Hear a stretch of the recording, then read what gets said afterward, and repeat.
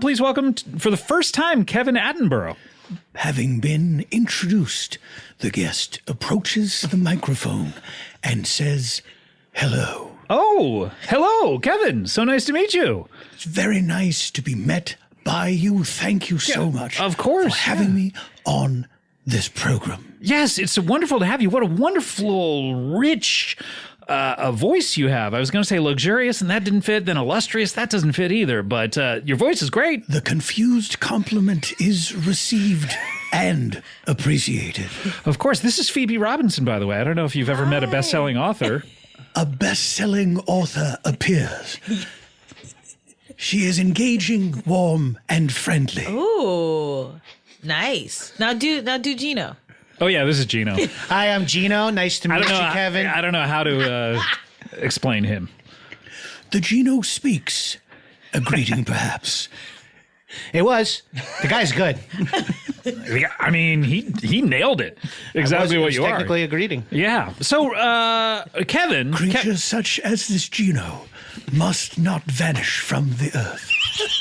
I don't think there's any. I think you might be the one person with that opinion, but I appreciate it, Kev. Well, I think what he's trying to say is probably what your aunt and your mom say, which is like, you got to procreate, you know? Gotta procreate, You know, I yeah. mean, you're getting up there. At this point, you've been in college for 10 years or so. Yeah, it's putting me well into my late 20s, you know? So Yeah, I could be exactly. any age. You got to freeze your business. Oh, I've got 2 deep freezers full of cum blocks. If the planet is to survive, measures must be taken to reverse the harm. So, Kevin, you're on this show. All I have is you're an English person. I'm sorry that my booker screwed up. I think he just wrote down English person because he doesn't know, anything about you. But tell us a little bit about yourself. Approaching America for the first time from the air, it appears to be nothing more than a mass of clouds.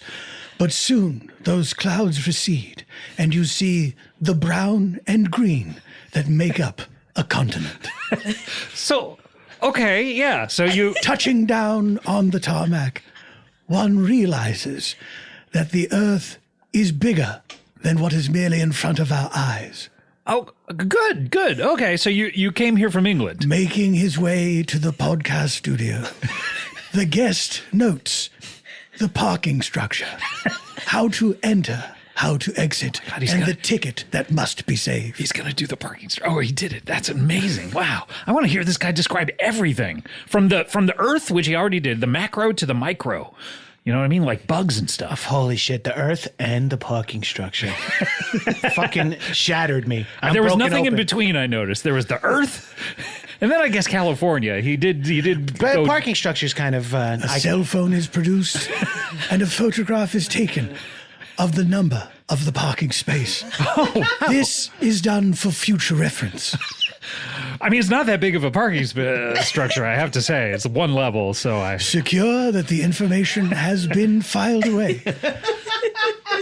The guest leaves the parking structure and presses the elevator button. Oh, he's going to do the elevator. Boy, this is incredible. So how did you have a nice trip up to the studio? Entering the tiny chamber, the guest waits until the doors once again make their presence known.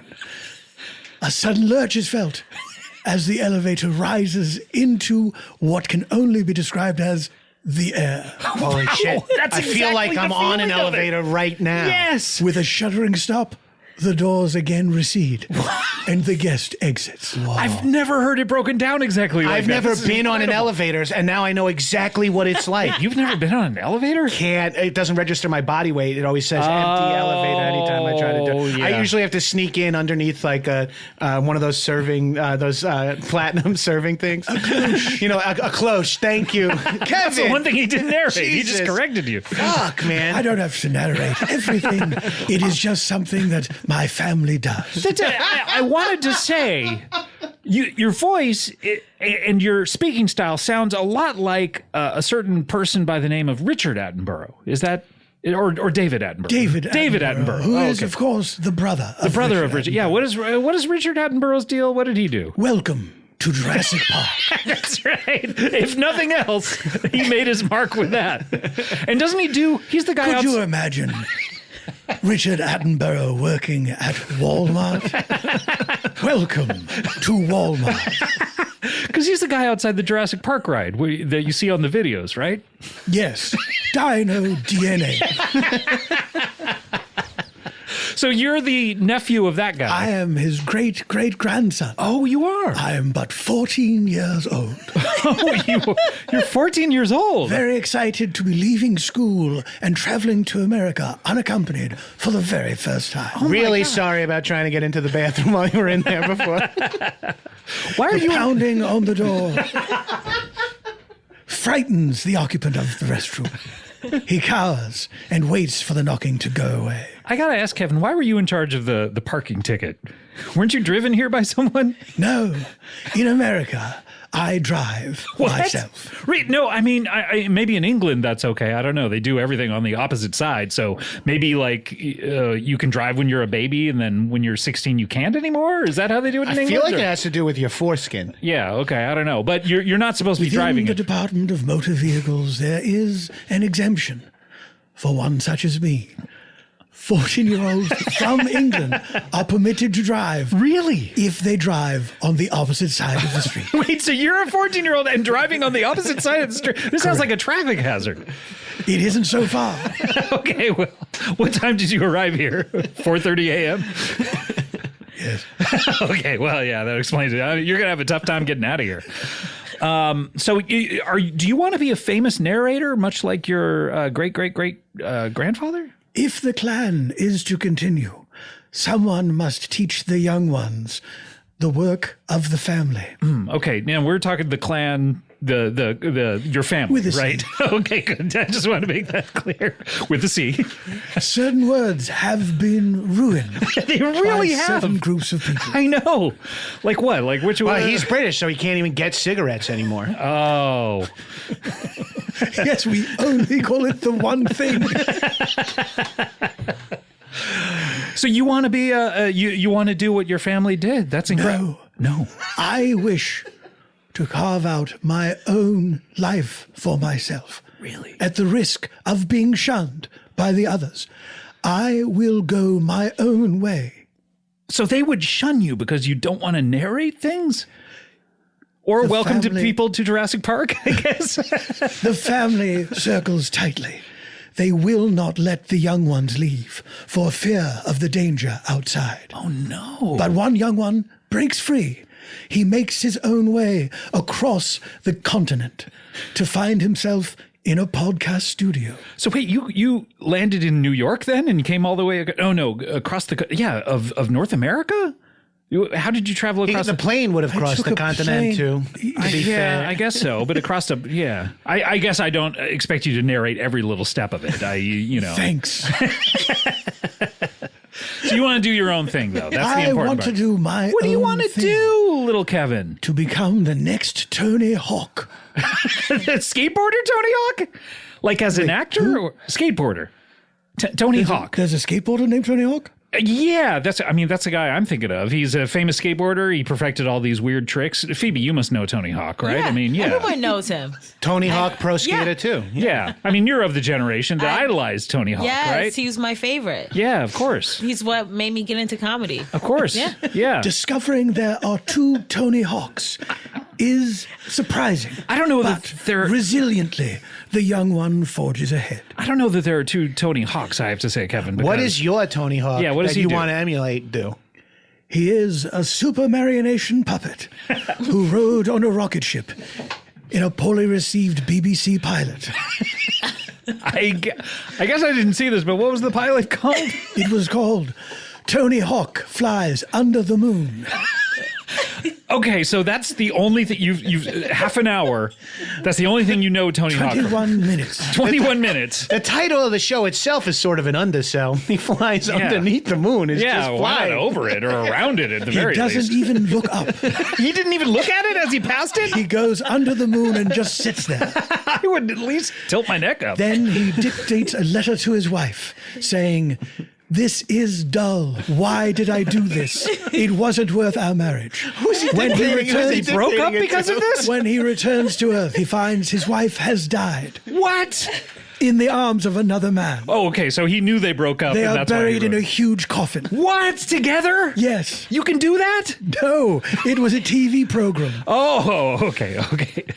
Wow. So, God, I haven't heard about this Church show, groups, but fearing moral decay, picketed the BBC for years and years. years and years because of this 121-minute program. And you saw it, and you said, I want to do what part of it exactly? I want to fly under the moon. Okay, well, But this time, I will look up. yes, at that great big ball of cheese A up there. spacecraft equipped with a window in the ceiling. Like a sunroof. Moonroof, probably. Yeah, I guess it would be a moonroof, yeah. Because you don't want it to open, and B, you're going to look at the moon. Yeah, that's true. Yeah, that's a good point. Well, I mean, people are, flying up into space all the time these days. People are people. So why should it be Big Depeche Mode fan. that who? Oh, wait, you're just talking? You never saw the Extemporaneously? BBC pilot starring Depeche Mode? A la mode, where they work in an ice cream shop. It eventually evolved into the TV show The Young Ones. Yep, that's right. The entire band was fired, replaced by actors. Incredible. So people are flying up into The space incredible these days. edible egg. Yes, thank you. It's almost like you're a member of the Church of Commercials. But people are flying up there, like William Shatner. He's going to go up there, and he's like almost dang 90 years old or something like that. He's going to fly up there. Jeff Bezos is going to buzz around up there. I mean, much like Buzz Aldrin. He was the original Buzz up there. I didn't realize how many boring old people were flying into space. Yeah. It's starting to lose its appeal. It really is. We need young blood up there, Pass. You're not going to do it anymore? You've talked me out of it. This is your main life stream. I mean, you're 14. I understand, like, these things change, but... Yeah, when I was 14, I wanted to be a Navy SEAL, so Oh, things really? changed, yeah. But then Obama... Then, Obama got elected. I was like, I refuse to fight on his I guess I behalf. meant Osama got killed. I conflated the two, which is easy to do. I do that all the I time. never realized that those two names sound so similar. Well, then I've got a bunch of flags on trucks on Long Island to show you. Okay. So you don't want to do it anymore. Well, okay, great. Maybe you should just narrate things because you're great at it. Narration. Why does it exist when the medium of television is show, not say? I know, yeah, that it is interesting. Anytime narration pops up in something like, I watched this Hugh Jackman movie the other day. I didn't say huge. Chappie. No, not Chappie. Is Hugh Jackman in that? I haven't seen that. Ooh, put that on the list. But I saw whatever just came out. It was like Reverie or Reminiscence or something. Reminiscence. Is it Yes. Reminiscence? Oh, okay, yeah. So I watched that, and the minute it starts, it's like, so I work at this place, and it's like he's just explaining everything. The Many Saints of Newark starts with a dead character from the Sopranos series, Christopher Moltisanti, No. doing the setup of the voiceover, and even saying, "And I'm going to hell soon." Oh no! So he's aware that he's dead. Buried in a Catholic cemetery, the character describes his own murder at the hands of Tony Soprano. Oh no! Does he talk about working on Shark Tale? Because he was great. I did a VO session with him. He was amazing. I read with him. Moltisanti or No, whoever plays him. Imperioli. Yes. Whoever plays him. You had Life on. What a great session it must have been. You had Life on Mars in Shark Tale. Tribute to a wonderful actor, whoever plays him. The guy who plays Christopher, my favorite actor from Life on Mars. And the Emmy goes to the guy who played Christopher. Did he win? He should have. He's great. Whoever it was. Well, yeah, just narrate things now. This is great. I mean, your family will be happy. I'll be If happy. you see FUC what? If you see Oh, a seal on a beach and an orca comes out of the ocean and bites the seal in half, do you need someone to explain what's going on? I guess not. That would be kick-ass if I Seems saw that, though. Pretty obvious. Yeah. Oh, my God. Now I want to see that. Do you know where I can see something like that? Yes. Where? There is a nature program that's all about whales called Secrets of the Whales, narrated by Sigourney Weaver. Sigourney Weaver from Alien. My gosh. And there is a long, long section where young orcas are practicing how to snatch a seal off the beach. Practicing? To the point where the viewer feels as if it's supposed to root for this gigantic monster to destroy this tiny dog of the ocean. So they're practicing, so they're just like picking them off one by one, or they're at practicing first. on rocks? Not at first. You watch them getting good at it, and then eventually they get the seal. Oh my God. That was the thing that undid it. I didn't want to be a Navy SEAL after I saw that. That orca thing? Because Yeah. once that could happen, if that could happen to a baby seal, it could happen to a Navy exactly, SEAL. of course. The baby seal, admiring its grandparents, grows up and enlists in the service and becomes a Navy SEAL. Yep. Do you think a seal knows its grandparents, or is it just like other animals? You know what I mean? What? No, I understand. I understand the first. He looks at his grandparents and says other animals. You know what I mean? Seal Like, looks at his extended family and says, other animals. but do they have relationship? Like, obviously, there's no language. I don't between- think there's like a seal grandma putting $5 in a card and giving it to the seal. That's my birthday. question. Is like, there's no language between them. So the concept of a grandparent, like, would Seal, you? suffocated by his mother's desires, has no choice but to stay at home and take care of the family. You'd know your mom because When of all he the. wanted to go out and star as Sally Bowles in a revival of Cabaret for seals. Are we talking about Seal the singer right now? He wanted to star in Cabaret. Seal, who loves Halloween, now estranged from his former wife, Heidi Klum, Yes. puts on an elaborate costume all by himself at home, turns off the porch lights, and watches the remake of Candyman. This I want to see. This is a documentary I want to see. You piqued my interest here. I'm just telling a story that hasn't happened. I'm not narrating anything. It should happen. God. Hopefully it doesn't snow because did you know that when it snows, his eyes become large? Well, we don't have to get we into do, it. of course we know. We all know what happens to Poor guy. Phoebe, you a Seal fan? I do like Poor Seal. guy. Yeah. He's great, right? Amazing. To think about him on Halloween, he used to go to all those parties with Heidi Klum. You just got to sit around the house. God, you're breaking my heart here. Do you think Seal's not getting invited to Halloween parties since he got divorced from Klum? Well, I mean, she seemed like the one who wanted to do all the big, like, haha, I'm a supermodel, but I don't dress, sexy. I put bolts in my neck. Isn't that cute?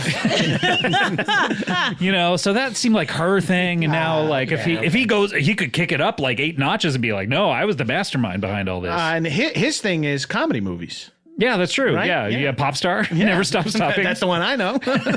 And something else. That one's good. Oh, The Masked Singer too. He was in that. Ooh. Maybe the most recognizable voice to ever be in The Masked Singer. Like the minute he opened his voice, everyone was like, "Oh, this is Seal." What did he play? A seal? Yeah, he was dressed like a seal. That was the other part of it. Everyone's like, "Is it Croft? Is it Croft?" And it was like, "No, it's Seal." That's a modern reference, right? I got it. Thank you. Gino is timeless. Well, Kevin, References crusted in age and time. Lost on the listeners of the podcast. well, yeah, probably. Kevin, I feel bad for you. 1,000 people flock to Wikipedia to see if they can understand their favorite program. That's usually to change someone's page because of something we talked about, but Seal, his page altered, now no longer loves Halloween.